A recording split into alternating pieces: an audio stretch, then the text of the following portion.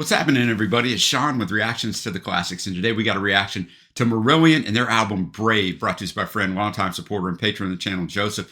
Thank you, Joseph. Appreciate you. Appreciate all the patrons who make this thing go. If you'd like to support us in any way, check out that Patreon link below or the patron link on the end screen. Okay, we're on a little run here of Marillion albums, so Brave is up next. Joseph is a Marillion superfan. I say that with all confidence. So let's see what Joseph has to say about this album. He says, "Welcome to the album that, no exaggeration, changed Marillion more than any other. You'll recall that EMI's plan for the previous effort had been a nice commercial album with 3 hit singles, and how that worked out. I'll link that down below the album we're talking about. This time they had a new A&R man, Nick Mander, with another grand plan to keep up with changing trends. Mander, variously referred to by band members as a bit of a Burke or idiot, was looking for a rough and ready garagey album, fresh sounding and edgy, and one that would be delivered on time and under budget." Yeah, don't they all want that? You can probably already sense where this is going. From Marillion's point of view, following the Holidays in Eden experiment, as Steve Rothery says, there was a sense that we tried doing it EMI's way. We tried making a commercial record, and it really didn't work. So let's just do what we love. It'll either sell or it won't sell, but at least we'll be artistically satisfied. Writing and rehearsing for the first time in the first incarnation of their own space, the Racket Club, and having EMI unwittingly assist them on their future road to independence when they agreed to buy them digital recording equipment for this new space in lieu of an advance on an album. It's awfully smart on Marillion's part, right?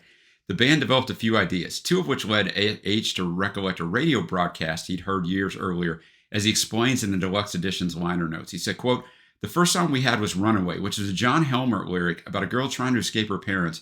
And then I'd got this song, Living with the Big Lie, and I don't know, maybe domestic breakdown, stress, the feeling of being processed, reminded me of something I'd written down years ago when I was recording the How We Live album in Bath. This radio broadcast appealing to identify a girl who'd been found on the Severn Bridge who was either unable to or refused to talk to police."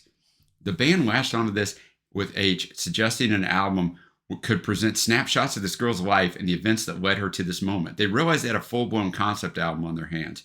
As Mark says, quote, "That was the point where we got all excited. Musically, we felt like we all had something to get our teeth into."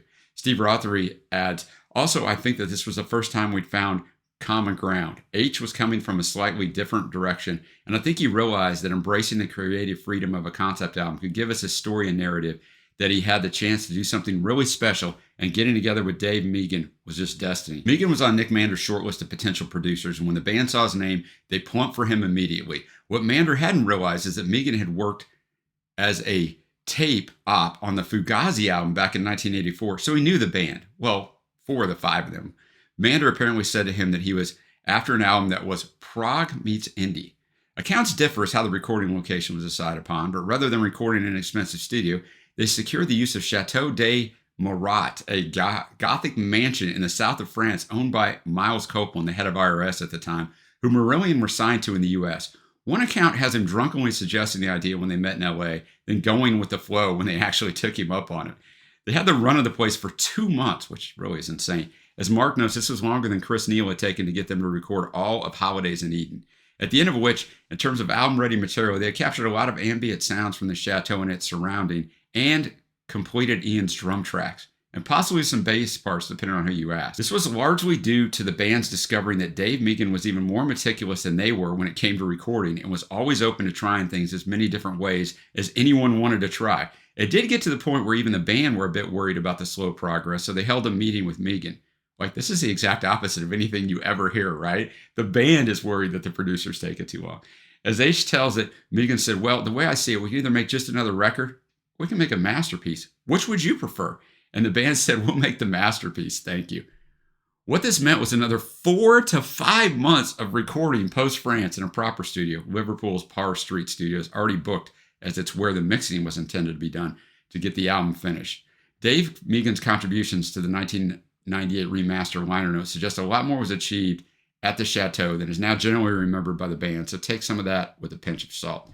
As Rothers recalled in the 1998 remaster, midway through the Liverpool sessions, quote, "Nick Mander was starting to have a fit. Fortunately, he had little choice to let events run their course. This included missed deadlines and a planned 1993 release having been pushed back to February 1994. The band already sensed that the making of the album had strained the relationship with EMI nearly to the breaking point, But the label did launch the album with a lush event at the London Planetarium, though in a way, what Mark feels was decidedly unhelpful. The idea was to invite assorted journalists and radio executives along without telling them who it was they were listening to. That was a big F up by EMI. They basically tried to make people believe it was a new Pink Floyd album, which was a huge mistake. They thought if they did that, then more people would come along to the playback. But of course, people came along and went, what the F is this? This isn't Pink Floyd. What a horrible idea, right? Despite this, the album did actually garner critically good reviews. Never a given, Marillion were always hideously uncool, and hip critics weren't too kind to them as a rule. And for what looked like the final time, and it was until 2016, managed to debut in the UK top 10, though literally at number 10 before the usual fairly rapid slide down and out of the charts. While its UK chart trajectory was actually virtually identical to that of Seasons End 5 years earlier, worldwide first-year sales equaled around 300K, a good 50% less than H's debut had managed. For an album that had spiraled out of control and cost £375,000 to make, this wasn't enough to keep the label happy. Eventually, EMI decided to allow the band to remain on its roster for a further album if they could genuinely make a cheap and quick album. As it turned out, they actually could. Stay tuned for Afraid of Sunlight. All right, if you've never been this before, the music won't be in the video, but it will be at a Vimeo link below, so click along and follow with us. We'll kick this off. The album opens up with Bridge. Joseph says the album opens very excitingly with some silence, but it's not just nothing. It's a recording of real silence, recorded early one morning while at the Chateau. See, I'm not going to say the name of it. Marriott, but I know I'm screwing it up. To get just the right atmosphere. Don't worry, that's as Spinal Tap as it gets. Luckily, they didn't go too overboard with this, and you get actual sound before too long. All right, I'm going to have the lyrics up as always. Not to the silence, of course. Thanks again, Joseph. Okay, Bridge. Not a lot to say here, of course. We have the silence.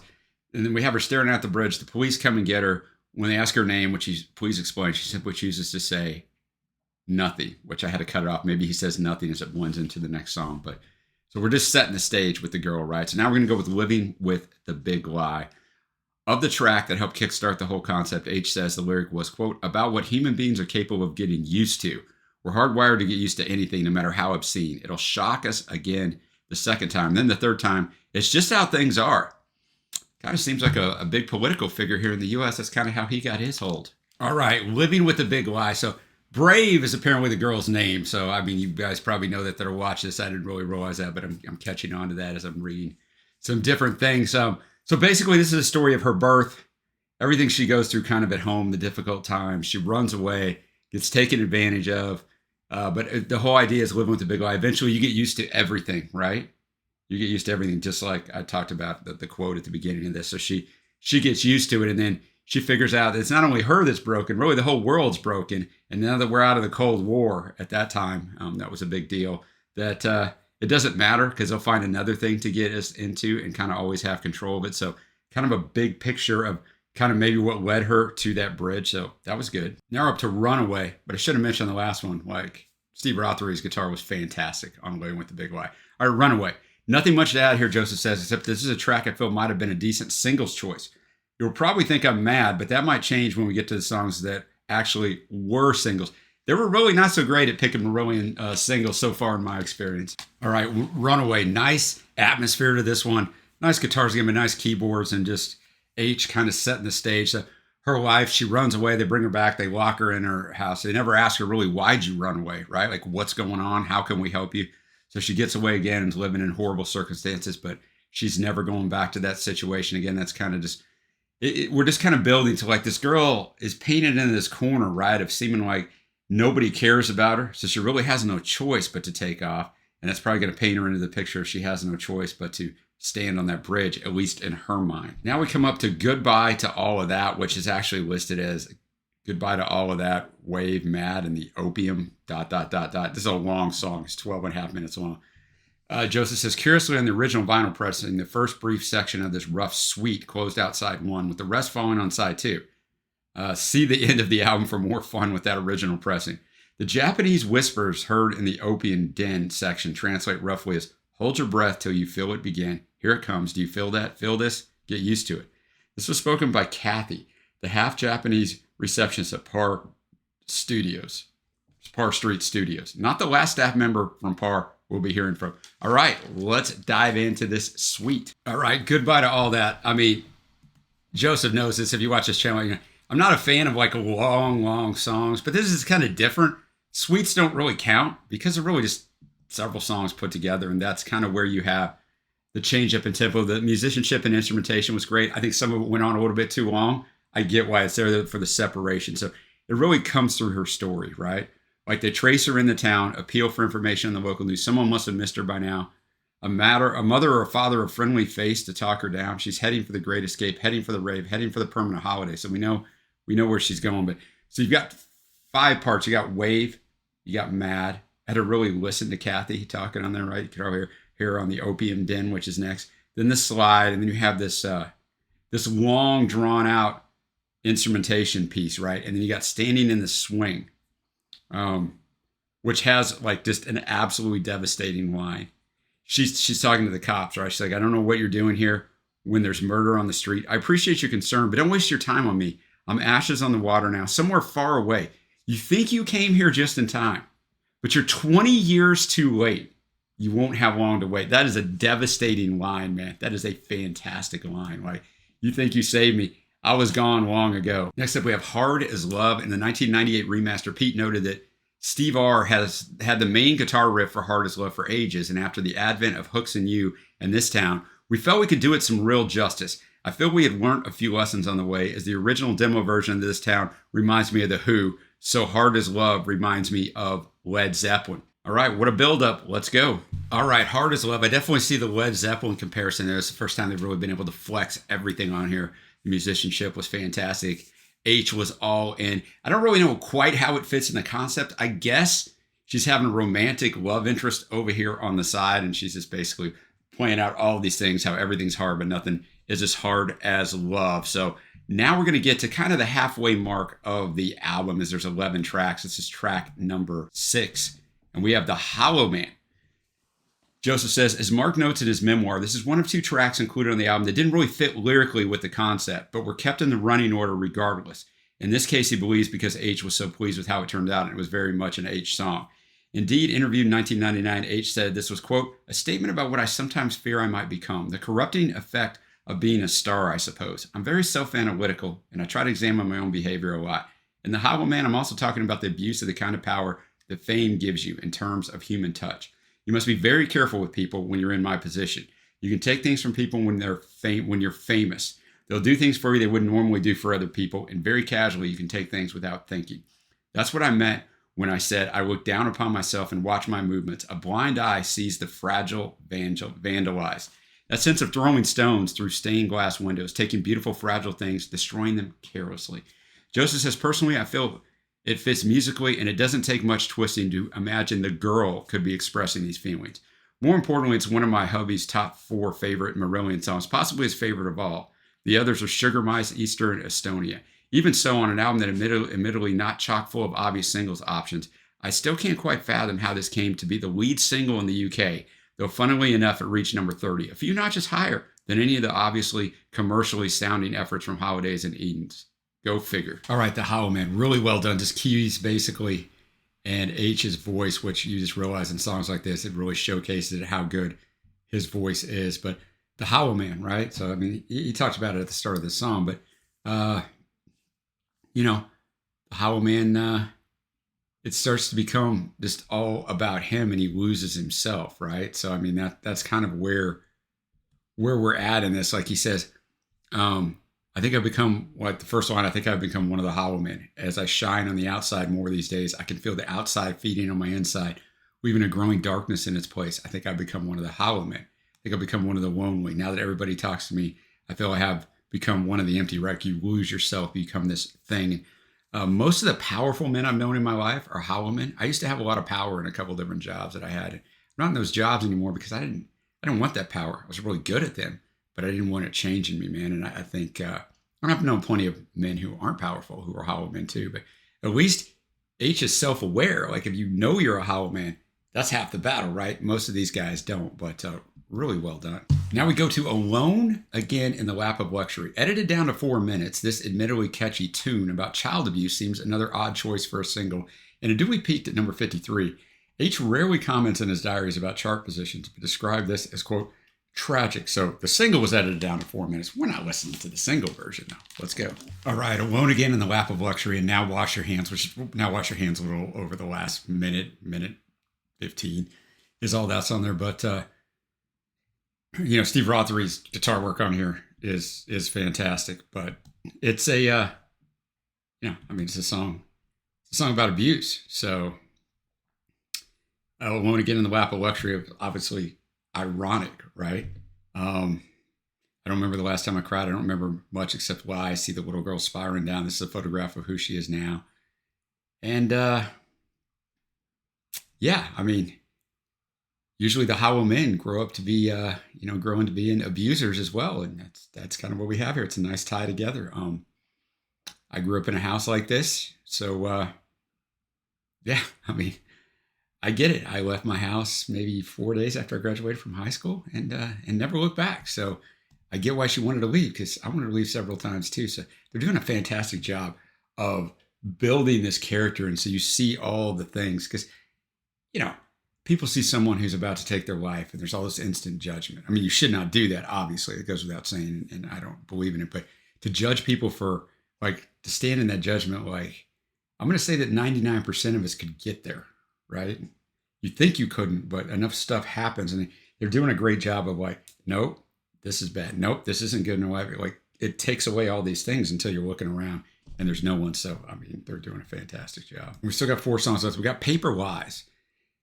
Joseph says the other song to provide a short break from an obvious narrative. Not that the album is really that sort of concept album in the first place. This was included primarily as Megan, with general agreement from the band, felt the album was in need of another rockier number. Originally inspired by the death of crooked newspaper tycoon Robert Maxwell, and containing many names of British newspapers and tabloids peppered throughout the lyrics, which of course I will pick up on none of living here in the US, H does feel that it sorts his vision of a, quote, series of snapshots from the girl's life, and that her experiences with the media were all part of her story.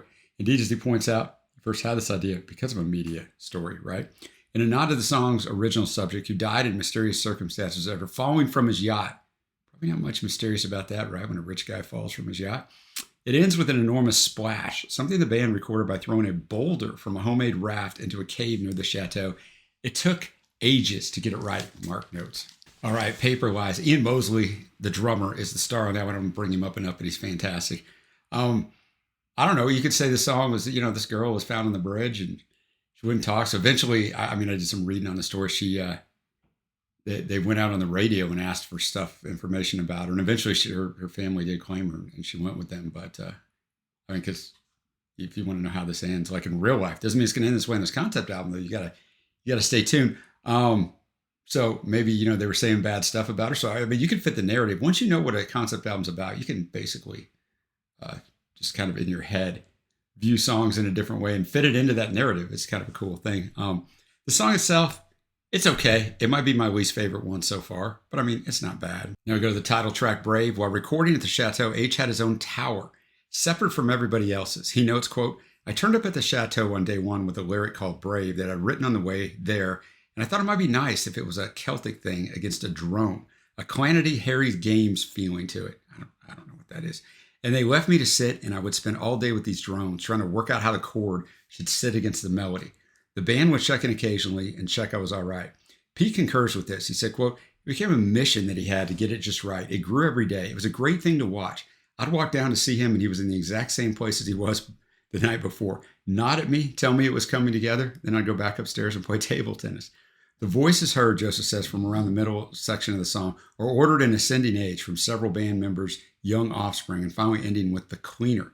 She was around 90 H last now from Parr Street. What a brave, brave girl. All right, Brave. Very atmospheric and ambient, which is what you would expect from the description, right? There's not a lot to the lyrics, but I thought it was really well done. It's not going to be one of my favorites. I'll give away the spoiler, but I still thought it was really well done. That might be one of these songs that takes a little while to grow on me. I didn't dislike it by any means, right?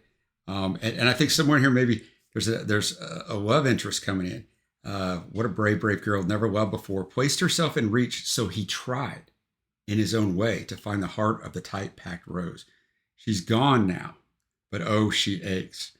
She aches. He will search until he's found a way to take the days, see her sadness in your face. She's inside you and she's crying. So be a little bit of allusion to future songs here. And we got 2 of those songs left. You see it below. The Great Escape. H's friend Daryl Way, who had been largely responsible for convincing him to meet with the band in the first place when they didn't have a vocalist after Fish left, right, was brought in to arrange the orchestral parts of the emotional climax of the album. As Mark notes in his memoir, he did a fantastic job in weaving the themes into an arrangement for strings, flute, and French horn, although our already blown budget wouldn't stretch to an orchestra to play the parts. Instead, we invited a few members of the Liverpool Philharmonic to the studio and recorded them multiple times with the addition of samples to fake an orchestra. Ian's dad, Raymond, played some violin for these sessions as well. I said, boys and girls, if you don't have the budget, you got to get creative, right, in the studio and make it sound like you do, because that's all that matters. Okay, The Great Escape, also The Last of You, and Falling from the Moon. So another one of those suites. But at the end of The Great Escape, the first part of the suite, the H is all in, man, all in. You're holding on, man. The power of his voice. So basically, she's ready to end it, right? Heading for the Great Escape, heading for the rave, heading for the permanent holiday, heading for the winter trip, heading for the slide, heading for the dignified walkway, heading for the open road. Goodbye to all that, heading for automatic overload. She goes through all that, and then in The Last of You, someone has hurt her, right? I still don't know you. Why do you hurt the very one? Why did you hurt the very one that you should have protected? And then Falling from the Moon. This one is just that part of it's great. Don't ask me why I'm doing this. You wouldn't understand. You're asking the wrong questions. You couldn't understand. A bridge is not a high place. The 52nd floor. When you've fallen from the moon, there's murder on the street. I'm ashes on the water now. So we're revisiting an earlier song, Somewhere Far Away. I've fallen from the moon. So now we wonder, is she going to do it? Is she not going to do it? We've come full circle, right? It started out when they found her on the bridge. Now we've taken the story all the way through, and now she's back on the bridge to the place where they found her. So Joseph adds, before we get to this final track, for the final track, before we continue with this track, there's one more small detail to note about the album's ending. It has 2 of them. We'll be listening to the official ending, which is essentially the happy version of events. But there was a release on the vinyl edition. And we all know by 1994, vinyl was basically a dead format. It was. It's not anymore. It just cost 4 times as much. The novelty of a double groove on side 4, that meant depending on where you place the needle, you either get this ending or an alternate version of The Great Escape with different lyrics and then with the girl jumping, followed by a few minutes of water noise. The alternative Great Escape was actually used as a single edit, which is strange, right? But only released in Europe. It's also the version used in the film. Oh yeah, instead of making 3 music videos, Joseph says they used the money that EMI gave him to make a movie. He hasn't seen it, Joseph says, which shocks me. He says those who often comment on it still being scarred by the experience. Okay, so maybe it's smart that he hasn't seen it, right? All right, well, let's go to the last track then. Made Again. The opening guitar piece was written by Steve Rothery following the birth of his daughter. It's sometimes been speculated that this track was added relatively last minute at EMI's behest to have a slightly less depressing final product, but it had been in the running order since the Chateau sessions. Indeed, some sessions had to be re-recorded in Liverpool after some of the tapes went missing en route back from France. A fact Dave Meegan didn't reveal to the band until the recording of the documentary for the deluxe edition. Hey man, you want to keep the boys upset, right? All right, Made Again. That song is really, really good. Steve Rothery's guitar melody on there is fantastic. But, you know, what we find out here is that she found somebody who cares about her, right? Said, I've been here many times before in a life I used to live, and it's all because you made me see what is false and what is true. Like the inside and the outside of me is being made again by you. And it's all because you made me see what is false and what is true, right? So like that is, it's just fantastic, right? So even though all her life, man, from her family to when she was out on the street and people took advantage of her, right? She's just been felt, you know, like she was nothing, like she was worthless, like she wasn't worthy. But it takes that one person, man, to like help you get that worth back, right? We can't inherently give ourselves our self-worth. It needs to be established by those around us at times. And it only has to be one, man, but that one is important. So remember that in the relationships in your life and maybe the things you say to people that you don't really think about. You may be the only one saying positive things to them, right? So yeah, that song was great. Great way to end the album. I am now going to get to my favorite tracks, and then I'm going to give some final thoughts that Joseph had. So on a concept album, favorite tracks are weird, right? I mean, you have those rare outliers, like Another Brick in the Wall on the Walls, you know, on Floyd's fantastic concept album that you're going to go back and spin. But normally on concept albums, you're not going to go back and just pick out individual songs. all that often because they fit into a greater narrative. That said, still a lot of these songs are my favorites, like a lot.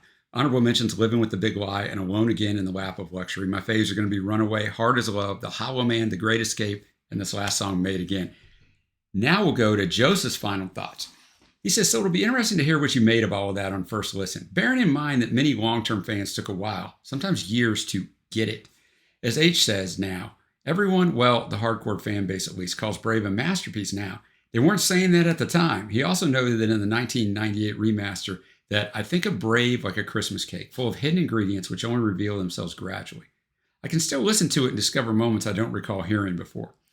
Joseph says, for myself, I got it pretty swiftly, and seeing the band perform it in full in 2003 ranks as two of the best gigs I've seen anyone do. And he's been to a lot of concerts, so he knows what he's talking about right there.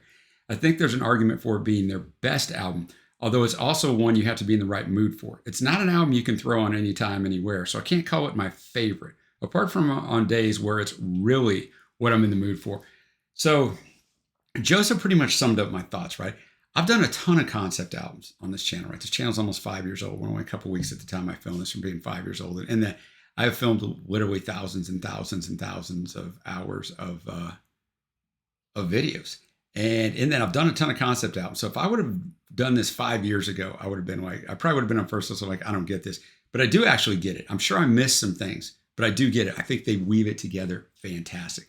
We take this girl, and I don't know that her name's Brave or not. I said that early on because that's what I read. So I don't know that her name is Brave. It probably is Brave. I don't know if they're just saying she's brave, whatever. So our girl, we take her through all of these different things, right? From being ready to take her life and then seeing the things that paint her that way, the abuse and the loneliness and all of those things, right? And then we bring her into the very end of having redemption, right? Because that one person makes her believe in herself again. She's seeing the world with new eyes. So they just did a fantastic job, man. So I'm going to be at an 8.75. That's sky high for me. Like it's a fantastic album. I don't know how much I'm going to spin it again, right? I think it's what Joseph said, but I appreciate it for what it is. I take concept albums and I just set them over here, right? I get it. And if I want to spin them, then I go back and spin them, but it's a time commitment, right? And you're not going to go listen to this album first spin and just listen to it casually. If you do, you're probably not going to get it and you're probably not going to like it, right? You kind of got to do what we did here, boys and girls. So I hope you followed along with me. That's kind of what you have to do. You have to break down the lyrics and follow it song by song and really dig in and work at it. But I like the challenge of concept album. Let me know what you think of this album below. Where does it stack up in the discography of Marillion for you? Do you think it's their best or top three? Or what do you think in your favorite tracks from here as well? Thanks again to Joseph, as always, for bringing this to me. Until next time, guys, I will see you.